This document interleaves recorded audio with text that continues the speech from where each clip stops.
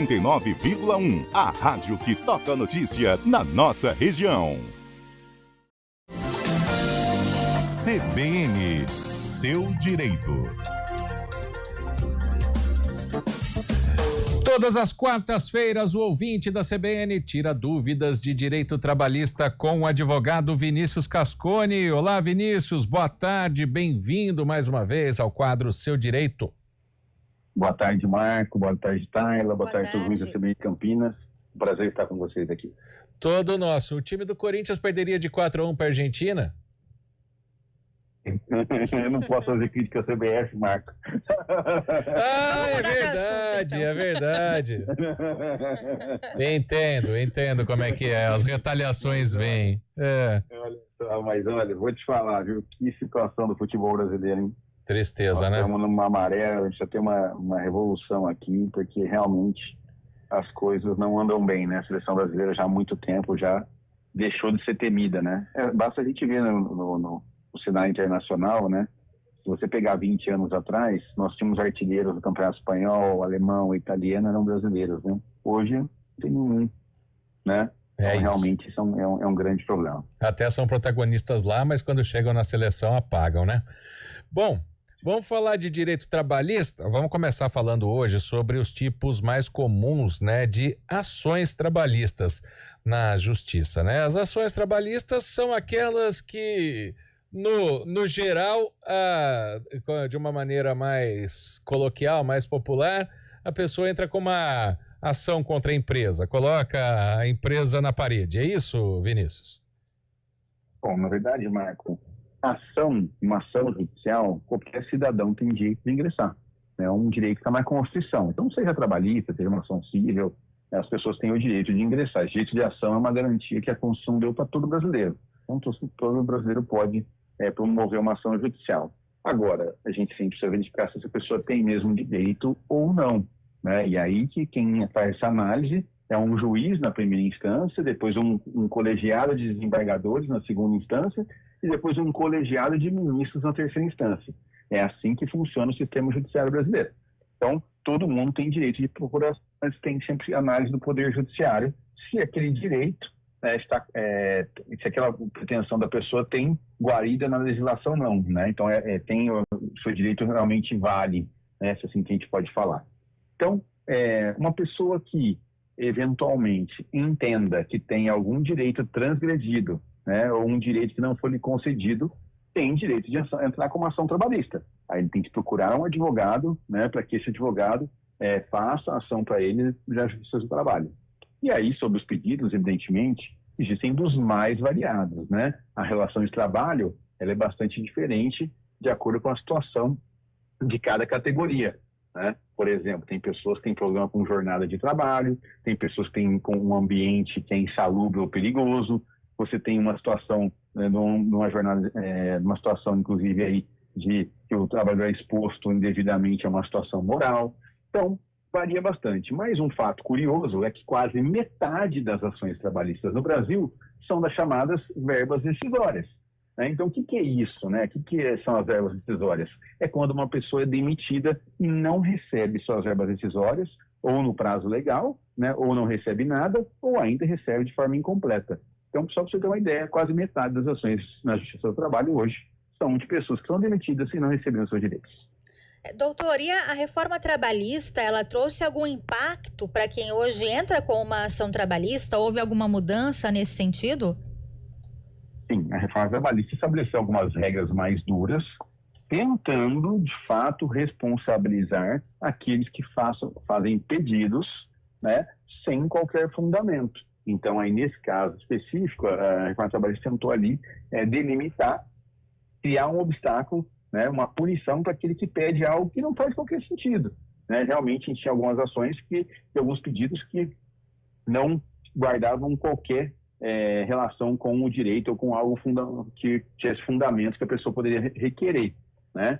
E aí, evidentemente, que a reforma trabalhista veio e coibiu isso. Por outro lado, num primeiro momento, a reforma trabalhista também acabou de forma equivocada, na minha opinião, restringindo que as pessoas pudessem ingressar com ações trabalhistas. Muitas vezes as pessoas tinham medo de ingressar porque criou-se uma cultura que, olha, se você não tiver justiça gratuita, você vai ser condenado nesse, aquele aqui, pedido a pagar um negócio que chama sucumbência.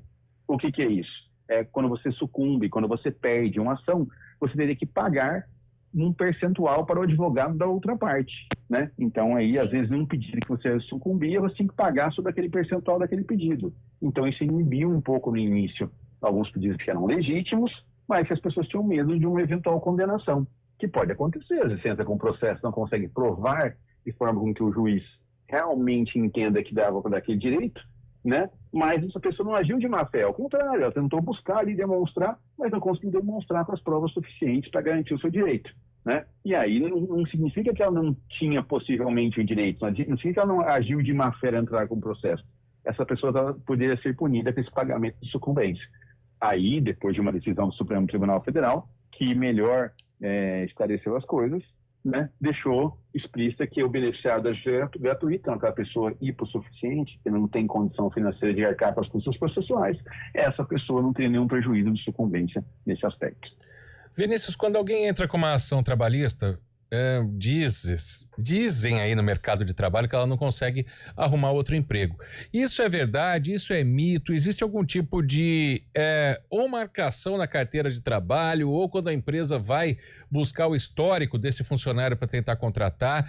Tem alguma relação a pessoa que entrou com uma ação contra uma empresa não conseguir emprego em outra?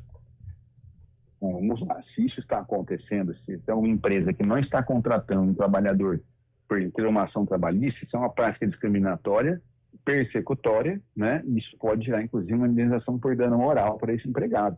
Então, uma empresa não pode negar uma condição de um empregado por causa disso. Mesmo que ele não tenha sido contratado ainda, que esteja no processo seletivo? Mesmo assim, né? Então, ela não pode fazer isso. Inclusive, se uma empresa liga nas outras para ficar perguntando se esse trabalhador tinha ação trabalhista contra elas, ela está cometendo uma ilegalidade, ela pode ser processada e ter que pagar uma indenização para esse trabalhador, sim.